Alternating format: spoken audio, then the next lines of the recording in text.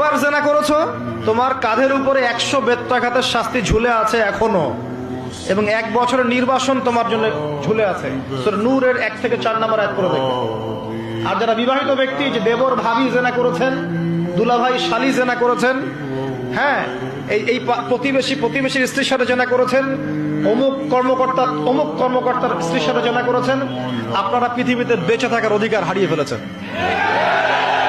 কারণ একজন বিবাহিত ব্যক্তি যদি জেনা করে, তার একটা শাস্তি ইসলামে, সেটা হলো রজম। তাকে কোমর পর্যন্ত মাটিতে পুঁতে ফেলে পাথর নিক্ষেপ করে হত্যা করতে হবে। এটা ইসলামের বিধান। এই বিধান এখন চালু করা যাবে না। এই বিধান এখন পৃথিবীর কোথাও আছে বলে আমাদের জানা নাই। হয়তো অল্প কিছু জায়গায় থাকতে পারে, এটা আল্লাহর ইচ্ছা। বেশিরভাগ জায়গায় এইসব বিধান নাই, কিন্তু আল্লাহ পাকের আসমানে এই বিধান আছে। জমিনে এইসব বিধান নাই ঠিকই, বাট আল্লাহ পাকের আসমানে এই বিধান আছে। মৃত্যু হয়ে গেলেই শাস্তি ভোগ করবে যদি তওবা না করে মারা যায়।